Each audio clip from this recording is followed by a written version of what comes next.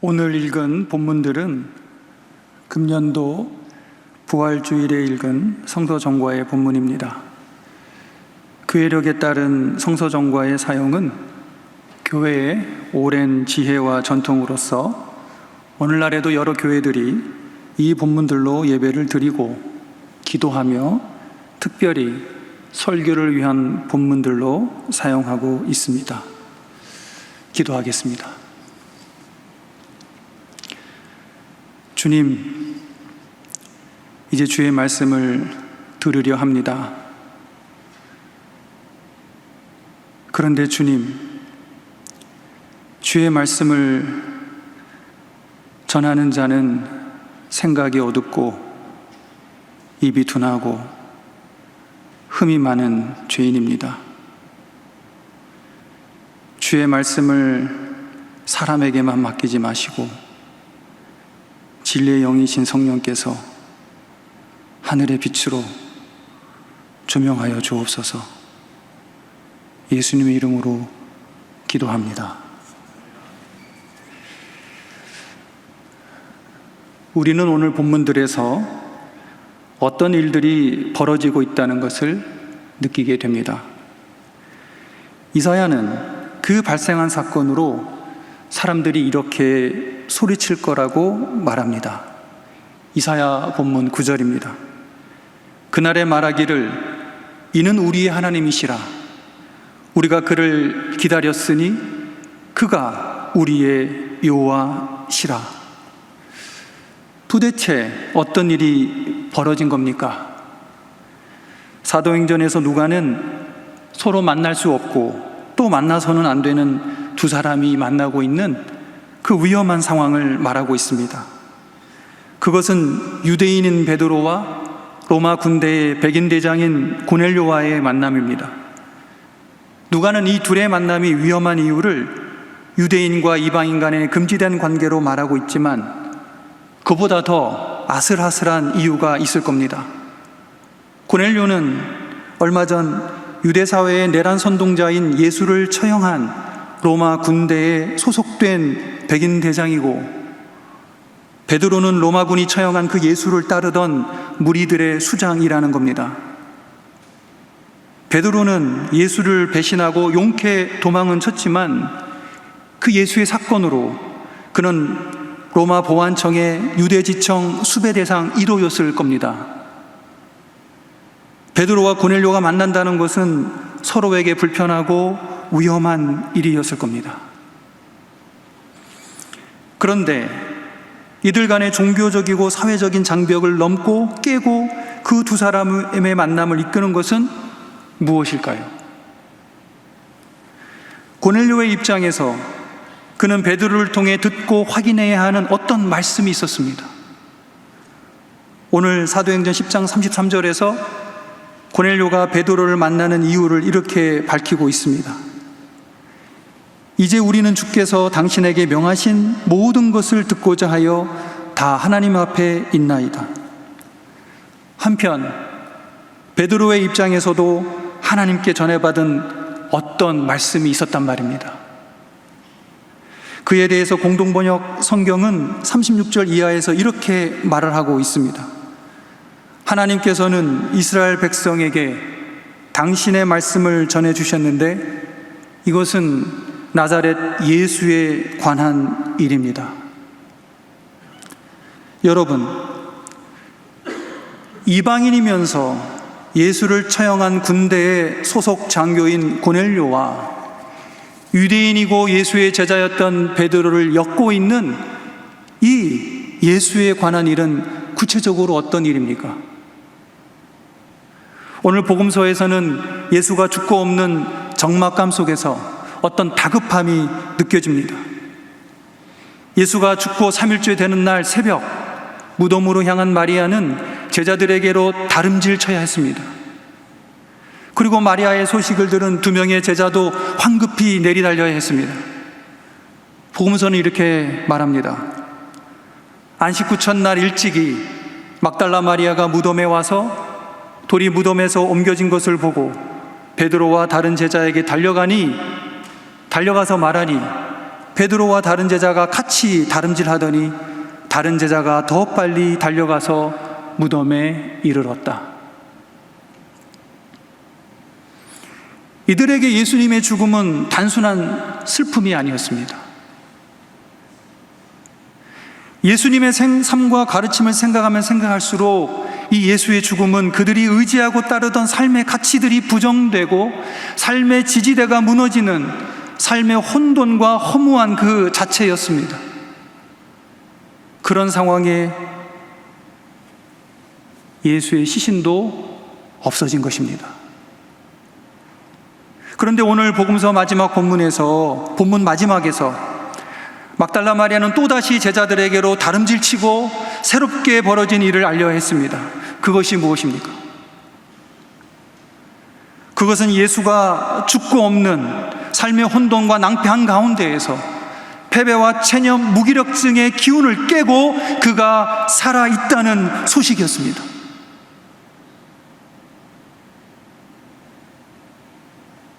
예수께서 마리아야 하시거늘 마리아가 돌이켜 히브리 말로 라보니 하니 이는 선생님이라는 말이라.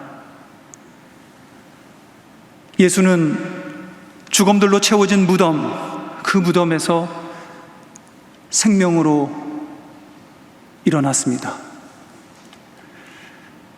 한 가지 주목할 것은 오늘 복음서에서 예수의 사건이 발생한 시간을 알리고 있는 부분입니다. 안식 후 첫날 일찍이 아직 어두울 때에 막달라 마리아가 무덤에 와서 돌이 무덤에서 옮겨진 것을 보았다. 예수의 사건이 발생한 시점이 이른 새벽, 그러나 아직 어두울 때라고 하는 것이죠. 무슨 말입니까?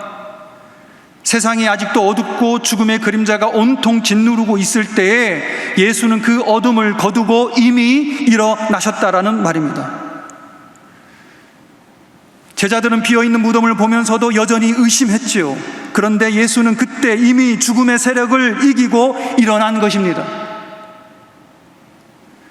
막달라 마리아는 천사의 음성을 들으면서도 깨닫지 못했고 자기 옆에 서 있는 자가 예수인 줄을 알아보지 못했습니다. 그러나 그때 예수는 벌써 세상의 어두움과 흐릿함과 혼돈을 깨고 생명으로 다가오셨다는 말입니다. 선지자 이사야는 예수가 죽음에서 일어나 생명으로 우리에게 다가오신 것을 이렇게 외치고 있습니다. 이 산에서 모든 민족의 얼굴을 가린 가리개와 열방 위에 덮인 덮개를 제하시며 사망을 영원히 멸하실 것이라. 다른 번역본은 이렇게 쓰고 있습니다. 이 산 위에서 모든 백성들의 얼굴을 가리던 너울을 찢으시리라. 모든 민족들을 덮었던 보자기를 찢으시리라. 찢어내시리라. 갈뱅은 사람들의 얼굴을 가리던 이 너울과 민족들을 덮었던 보자기를 복음의 진리를 알아보지 못하게 그들의 눈에 씌어져 있는 무지함과 목매함의 흑암으로 해석하고 있습니다. 어떻습니까? 우리는 명쾌히 알지 못하면서도 대범하게 말하고 진리의 눈을 감고 있으면서도 용감하게 행동합니다. 그러나 그렇기 때문에 우리가 살아가는 삶은 계속해서 어수선하고 불안하며 후회가 멈추지 않습니다. 우리는 어둠과 빛, 옳음과 그름, 선과 악의 경계선이 모호해지고 그 둘의 역전이 반복되는 상황 속에서 삶의 갈피를 잡지 못하고 살아갑니다.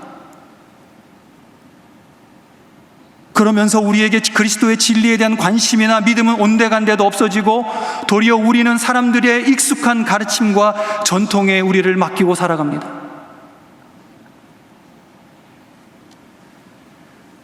그러나 오늘 이사야가 확신에 차서 선언하고 있는 것은 무엇입니까? 그것은 그리스도가 생명으로 우리에게 오셔서 우리의 눈에 씌어진 무지의 너울을 찢으시고 세상을 덮고 있는 심란함과 의심의 보자기를 찢어내신다는 것입니다. 여러분, 예수가 부활했다는 말이 오늘 저와 여러분에게 무슨 말입니까? 아직도 죽어보지 못하고 살아있는 저 여러분들에게 죽음을 두려워하는 저와 여러분들에게, 삶을 부여잡고 있는 저와 여러분들에게 부활이 무슨 말입니까? 그것은 부활의 사건에 담겨있는 소식, 곧 우리가 살아내야 하는 참되고 마땅한 삶에 관한 일을 말하는 것입니다. 우리가 기독교의 진리를 말할 때 그것은 부활의 진리이죠. 부활의 진리는 가리워지고 희미하고 불투명하고 모호한 것들을 밝힙니다. 그래서 예수님의 말씀을 듣고 깨달을 때 우리는 비로소 삶의 마땅한 길을 구하게 되고 살아내야 할 생명이 무엇인지를 발견하게 되는 것입니다.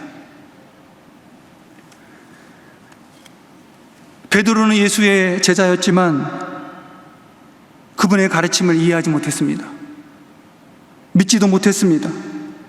그는 온통 무지의 너울과 의심의 보자기에 씌워져 있었습니다. 오늘 성경은 그것에 대해서 말하고 있는 것입니다. 베드로는 모세의 전통에서 배운 대로 세상을 그대로 읽고 판단해 살았습니다. 부정된 것은 정한 것들에 속할 수 없고, 먼저 된 자는 나중된 자들과 차별되어야 하고, 자신들과 이방인은 서로 분리되어야만 했습니다. 그래서 하나님의 말씀에 베드로가 이렇게 반응한 것이죠. 사도행전 10장 14절입니다. 베드로야, 일어나 잡아먹으라 하거늘 그가 이르되 주여 그럴 수 없나이다. 속되고 깨끗하지 아니한 것을 내가 결코 먹지 아니하였나이다. 그러나 주님은 성소의 휘장을 찢어내실 때 베드로의 무지의 너울도 찢으신 것이죠. 주님이 말씀하십니다. 아니다 베드로야, 하나님께서 깨끗하게 만드신 것을 네가 속되다고 하지 마라. 여기서 베드로는 고넬료에게 전할 말씀을 받았습니다. 그리고 바로 그것이 부활하신 그리스도께서 베드로와 고넬료를 묶어내고 있는 말씀입니다. 오늘 베드로는 고넬료를 만나는 그 위험하고 불편한 자리에서 그가 하늘로부터 전해받은 부활의 소식을 전하고 있습니다. 하나님께서는 이스라엘 백성에게 당신의 말씀을 전해주셨는데 그것은 만민의 주 예수 그리스도를 시켜 선포하신 평화의 복음입니다. 베드로는 이 평화의 교리, 화해의 소식이 부활하신 예수의 소식, 곧 생명의 소식이며 사람이 진실로 참되고 마땅하게 사는 것이 바로 여기에 달려있다라고 말하고 있는 것입니다.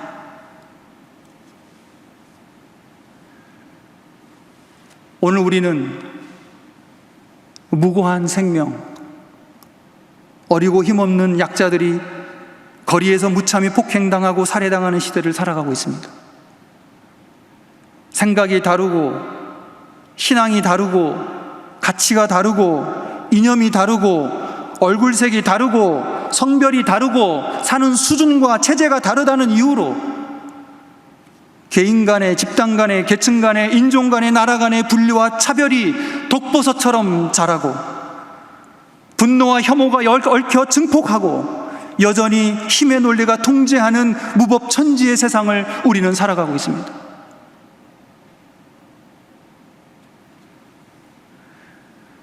우리는 고상한 척은 하지만 우리의 속은 고상하지 않습니다.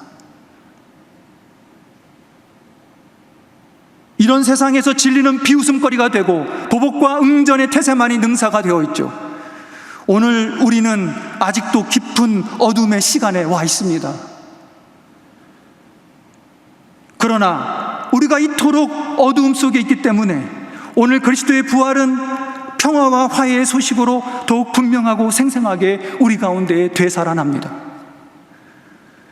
오늘 우리를 둘러싼 죽음의 시간은 여전히 짙어져만 가지만 우리는 다시금 사회로, 교회로, 일터로, 친구들에게로 내리달 수밖에 없습니다. 왜요?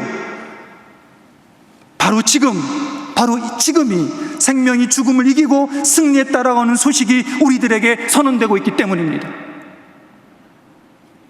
이것이 이사야가 내다본 부활의 소식이지요. 그날에 말하기를 이는 우리의 하나님이시라. 우리가 그를 기다렸으니 그가 우리를 구원하시리로다. 이는 여호와시라. 우리가 그를 기다렸으니 우리는 그의 구원을 기뻐하며 즐거워하리로다. 오늘 우리는 막달라 마리아처럼 음울한 세상, 이 암흑한 세상을 향해서 또다시 다름질쳐 갈 것입니다. 왜요? 우리가 알고 있고 우리를 움직이는 이 죽음의 힘, 차별과 분리의 힘이 이미 패배했기 때문입니다. 그리고 이제 새로운 시간, 새로운 길, 새로운 운명이 저와 여러분에게 와버렸기 때문입니다. 돌아갈 수 없습니다.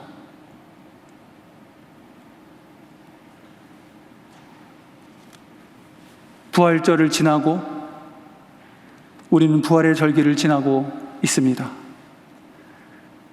부디 생명의 힘이 사망의 질긴 사슬을 끊고 일어섰음에 감사함을 갖고 우리가 그 생명 안에서 새롭게 숨 쉴 수 있기를 기원합니다.